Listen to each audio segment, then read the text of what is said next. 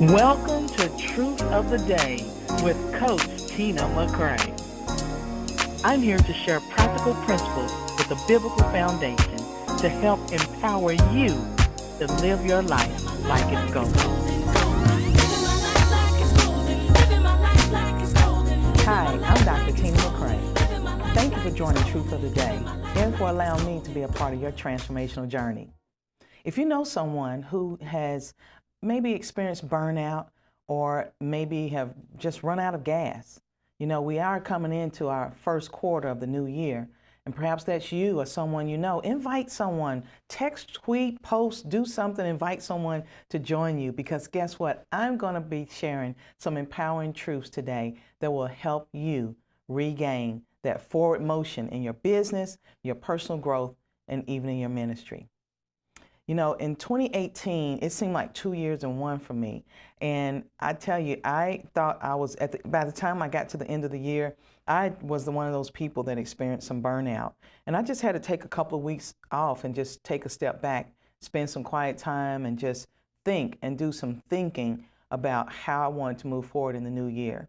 And I went back and looked at one of the practical principles with biblical foundation that deals with how leaders need to remember who they are and who they're called to be and the vision they're called to. And what vision did you share with your team or with your organization?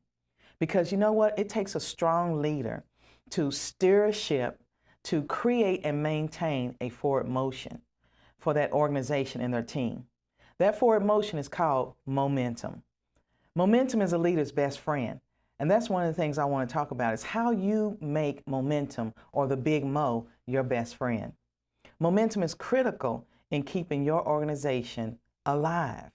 It's also a key factor into whether or not we win or lose.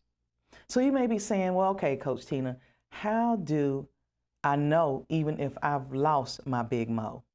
Well, if the simplest tasks are becoming hard for you to do or get started, if you dread even doing it, you may have lost your big Mo. Or maybe you can't seem to get past that last loss that you experienced. Remember I talked about one time, sometimes you win, sometimes you learn. But oftentimes we forget about the learning piece, and we focus on that I didn't do something right, or I missed a step, or something like that, and you may not be able to gain that momentum. An example was even for me. I'm on TV and radio. And there was an event that I hosted where there were, I gave out some free tickets, and, I really hyped it up, and there was, someone that came in town and all this stuff. And we didn't get much turnout from that. And so I thought, is anybody listening? Why should I keep doing this? But the people that came were really blessed. It was very impactful. But I was looking at the peripheral piece and what I thought I should have had, and instead of learning from it at first, it really gave me some pause there. And so the good thing is to have a good accountability partner, because my partner, Evangelist TK, the DJ, she's a praise party commander. She and I talked about it, and she actually helped me to really rethink that thing and the positive side of it and the learning side of it. And I was able to regain that momentum to the point where I have so many programs already recorded. I have people already set up for interviews. I regained my momentum. So I'm not just talking about a principle. These things that I share with you, it's something that I live. I really live and breathe these practical principles with a biblical foundation. So if you can't get past that loss, I want to challenge you to focus on what could you have learned? What could you do differently? How could you know that, could you even have known that you weren't going to make that decision as wisely as you could have? Sometimes you have that unconscious conscious, you don't know what you don't know until you try it. So guess what? Now you've learned some things. Now you can actually regain your momentum. Remember, we've got to let go in order to regain our big Mo. That's an empowering truth moment. You got to let go in order to regain your big Mo. Let go of whatever you lost. Let go of what happened last year. This is a new opportunity, new quarter. We're about to wind down that first quarter soon. You can make some gains and some yardage and some gaining of ground if you let it go. It's the difference between winning and losing. And then another way to determine if you lost your big mo is if small problems suddenly appear to be monumental. Sometimes it's not even as big as you think it is, but because you haven't really got a momentum going, it may seem like it's really bigger than what you're facing. Low morale within the team and even yourself. So does the future appear to be bleak? Then you know you may have lost your big mo. So an organization without momentum is like a train that comes to a dead stop. And what I mean by that, so you think about a train that's coming full force down the tracks and they have the horn going, you see the steam coming out. There is no way you're going to take a chance and go across that railroad crossing because you know they're not going to be able to stop for you. In fact, they could run through a brick wall, a steel wall, because that momentum, and the train has a lot of weight it's carrying behind it. So it is with your vision and your organization. You have a lot coming behind that vision. You have people that's following you. You have all these things that's following you. And when you gain in momentum, you have momentum, you can't be stopped. But if you don't get started, if you just won't move off the dime, that train that hasn't moved and hasn't started, when it starts chugging slowly, and you can put a piece of brick or either a small piece of wood in front of it, and the train wouldn't even be able to go. That one train that could actually tear down a wall would not even be able to move if it starts out slow and there's something blocking it. So what am I saying? You've got to get started somewhere. You know, people say getting started is the hard part. Yes, it might be, but just get started. Have a plan. Think about how are you going to get started and just get started somewhere. Even if it's a restart button, today's an opportunity for you to hit the reset button. And then what about when you are driving the same way? If you're driving your car, you can't stop. That's why we've been trained not to, have so close behind other people, because when you're driving fast like I do, then you won't be able to stop that automobile because of the momentum. You can't stop as quickly. So if something's so easily able to stop you, maybe it has something to do with the momentum or the way you see yourself when it comes to momentum. The organization is similar in that way. Nothing can block you. And here's the thing, getting started. I use this one. I heard a comedian talk about this one time, how people in the South use the word I'm on do this, I'm on go over there, I'm on start tomorrow, I'm on all that, I'm on, and I'm gonna try. Those are words that keep you from starting and gaining momentum. I will. I am, I shall. When we think about I am going to, when you say I am, guess what? If you have Jesus inside of you, guess what else you have? The I am presence. God said, I am that I am. You have the I am presence on the inside of you to allow you to carry out and whatever the vision is that God gave you. Because you were set on this earth, first of all, to understand your purpose. All of us were set here on this earth to fulfill the passion of God in this earth. So there is a purpose for you, and God has a passion for you, but you have to discover your passion in order to gain some momentum. So it might be taking a step back like I did a couple of weeks. Take another look at your vision. Look at it again. Habakkuk talks about this, and I'll talk about it more in Habakkuk 2, that we got to write that vision down. The Message Bible talks about putting in big block letters so that people that are running can look at it and run with it too. So you may have to take a step back and look at it. And it's not just limited to your organization. What about your personal growth? What about this principle can be applied to your ministry, your personal growth? And this is a good time to establish SMART goals. I know you've heard of it, but it bears repeating. SMART: specific, measurable, attainable, realistic, and timely. So that I'm going to try. No, let's put some target dates to what you say you're going to do. Because remember this, a dream becomes a fantasy when there's no SMART goals set with it. You're just a fantasizer. And I don't think, people get offended when somebody says, oh, you're just fantasizing. But the truth is you are if you don't have SMART goals. So we have to take that vision and that dream from fantasy to reality by making it SMART. And you are smart. I know you can do it. And if you need help, you can contact me at tinaempoweredme.com, and I'll be glad to help you. So let's think about smart sports. You know, here in Georgia, we just finished the Super Bowl, and I was watching some of the games. You know, I usually don't start watching the ball games until the playoffs, to tell you the truth, because it's just so many teams playing, and in my mind, I just don't have that kind of time to watch TV that much. So I watch when the playoffs come, and I want to see who's about to win. And so, I was rooting for the Chiefs. I'm just going to tell the truth. I was. And they did not score at all in the first half. It's like they could not get any momentum going. They went off the field, came back the second half, and they were killing it. They were kicking. They were kicking it. And so, but what happened? Because they did not gain that big mo up front, it actually affected them on the back end.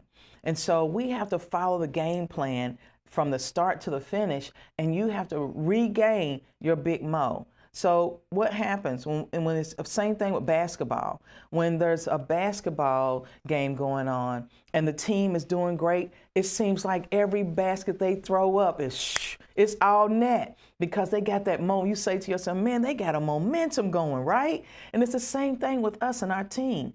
You know, and when a team is doing that well, what happens? The coach calls a what? Timeout, because they see that the other team is gaining too much momentum on their team. They have to pull the team in and give them a pep talk, have them to reset, regain their momentum, and regain what? Their focus. And so that's something I want to challenge you and encourage you to do, is regain focus. And you know, even with football, when a team is moving forward and they're gaining ground and there's a time for that kicker to start to kick that next goal, what do? Call a quick timeout to ice the kicker.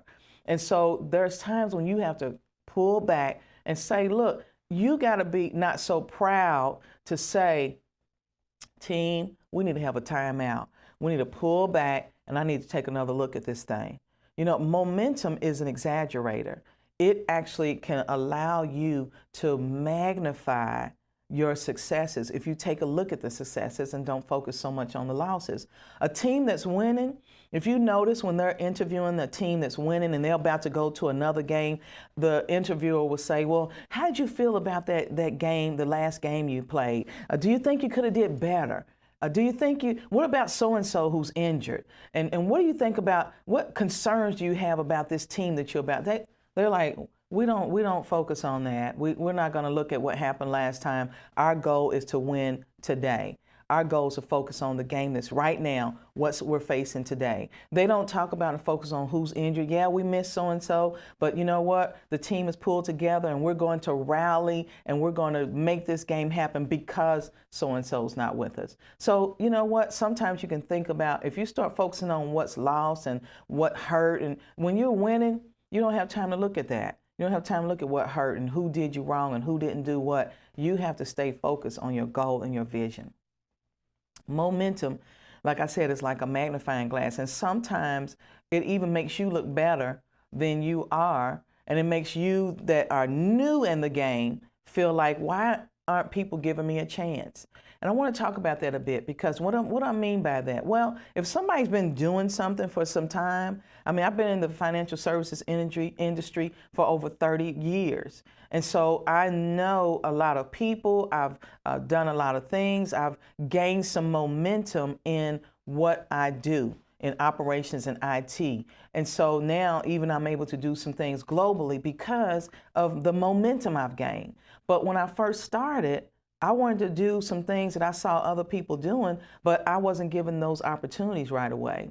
And I was despising some of the small things. I had a manager, she kept giving me all these new things to try and giving me all this work, I thought. And she would say to me, you're building your resume, kid. Just tell yourself you're building your resume. Why? Because experience helped me to gain momentum. And so I say to you, be patient, persevere. Just remember, you're gaining not only in building your resume, but you're gaining momentum. And you have to be patient. You got to start somewhere. Why not start where you are? So whenever I tell people this all the time in their career, they get frustrated. My boss is giving me this and they're giving me stuff I don't know how to do. Okay, Well, now you're going to know how to do it. You're going to find somebody that can help you, because guess what? You're building your resume and you're gaining momentum. You're gaining momentum in your career. You're not going to stay there for the rest of your days, but you may need that, and you'll forget. That'll be something in your toolkit that you'll be able to pull out and use it to help your team get to the next place. So remain focused. And so leaders have to look better. They not have to. Leaders do look better, and their followers perform better when there's momentum. So when you gain momentum, like I said, guess what? When my manager started giving me all of those things to do, guess who they would come and pick for the next project? Because I was exposed to more things. I got selected. And you know what? Sometimes instead of getting selected, I would raise my hand. Some people say, well, that's not in my job description. I'm only going to do what I was hired to do. I'm only doing what I'm paid to do. Okay, well, then don't get upset when you don't get advanced and you don't get an opportunity. But if you want to advance and you want to gain momentum in your career, sometimes raising your hand for an opportunity, even if you're not sure how to do it, but you're willing to learn, that helps you gain momentum in your career. So leaders can sometimes look better, as I said, but you have to be patient and you have to be persistent. And you want to realize that I am actually certified to build high performance teams. And so you may be a leader that says, yeah, I have an average performing team. But guess who makes the difference? You as the leader. When your team feels like they're being heard by you, they're being inspired, they have enthusiasm because you as the leader are including them in some of, I won't say you have to do it in all, but find some decisions that you know you can bring your team in on and let them help give some ideas and input. First of all, you're going to have a better solution with more input, right? And you have buy-in at that point. So that average team becomes a team that's playing above the rim because you have inspired them. But guess what? The team can't be inspired if you as the leader need to be inspired yourself. Honey, if you need to be inspired, then we need to say, okay, the whole team is in trouble. But you know, this works even for volunteers. In ministry and nonprofit organizations, we're not able to pay everyone. So we need volunteers at this time. So guess what? When they feel inspired, when they feel that they're being heard, when they feel they're being respected, when they feel that you're putting some of their ideas into place, then they have some ownership to the organization, to the vision. You want to get people to own the vision, then what you need to do is actually let those volunteers come into some of those decision-making opportunities, and you will see momentum go so much further. You know, it's easier to steer a ship than it is to start one. And so I suggest that while you're steering, get those people involved. Do some more delegating. Think about how much more can I delegate to people, not getting away with stuff that I don't want to do. And a lot of times we hear delegation, and because maybe people have abused it, you tend not to do it because you may have seen it abused or you may have some kind of perspective about it. But I challenge you to even delegate some leadership opportunities to volunteers and to some of your team members. That's inspiring when they see that you're delegating some of your duties to them. This is the year of fruitfulness. 2019 is the year of fruitfulness. It's a year of divine order. It's a year that's going to bring us challenges. The challenge that we face is going to bring about greater and stronger faith. So again, I challenge you to get started today. Get started today with moving your vision forward. Have you lost your big mo? You can say, yeah, you know, it's not me though. The team, they just won't do what I'm asking them to do. The team, it's all the team, or this one person, they're doing this and they're doing that. You know what? Momentum is the leader's responsibility. It is. I want you to say that with me. Momentum is the leader's responsibility. It's my responsibility as the leader. And again, this is the year of fruitfulness. So guess what? If you want fruit, you got to plant the right seeds. So what do I mean by that? You need to model the character and the attitude that you want to come from your team. If you are complaining in certain areas where you are following somebody, or and you are not quite have that momentum behind your leader? Is that happening to you? Are you reaping what you're sowing perhaps? So I say what you want from your team, model it. Share that attitude of gratitude with your team. Give more thanks out. Thanks doesn't cost anything. The word thank you, or I appreciate what you're doing, it doesn't cost anything, but it pays back a lot of dividends. When people feel like that you appreciate what they're doing and you have an attitude of gratitude, then catch them doing something right and they want to do more to please you. Momentum begins inside the leader and it spreads as you model that momentum and that character. Guess what? Enthusiasm. Did you know enthusiasm is a word that's tied to God? Entheos. Enthusiasm is a Greek word and it means to be infused with divine spirit. It means to be inspired divinely. It deals with God. So if you have enthusiasm and you actually share that with people day to day, then guess what? You're going to attract like-minded people and you're going to attract people that want to be on your team. Everybody wants to be on the winning team. Remember I said momentum is a leader's best friend, but you have to apply certain principles in order for that to occur. First of all, remember you got to steer the ship in the way that you want to see it go by modeling that character of others. You want others to do. And then momentum begins with you. If you've lost your big mo, then it's time for you to take a step back and look, what is it about the vision can I get inspired about? And it's going to take prayer. God, show me the vision again. Give me a new set of lenses to see this thing. Let me take another perspective. There's something called an MPA that I learned about from Dr. Caroline Leaf, where you take a multiple perspective advantage. Step outside the situation, step outside of yourself and take another look at this vision that you have from different advantage points and see how can I rekindle the fire within myself and inspire my team. And model what you want to see. We talked about that. Now here's the scripture, Habakkuk 2:2, the Message Bible. And then God answered, write this, write what you see, write it out in big block letters so that it can be read on the run. What I liked was write what you see. Have you written everything you see about what's ahead? Write it out. Write what you see so clear that people can read it on the run. Is your vision so ambiguous? Is your mission statement so confusing that people don't understand? They're talking at the water cooler about, now what are we doing? What are we talking about? What's next? It should be so clear and so easy for someone to be able to take it, a piece of it, and say, I can do that. Oh, that's me right there. That's my passion right there. And they can take it and run with it right away. That's something you want to do. Momentum is winning, and winning goes hand in hand. It's like losing and the big mo goes hand in hand as well. You need to put the big mo in your hand and take off running with it. Momentum requires motivation. Identity. Identify here. So we want identity.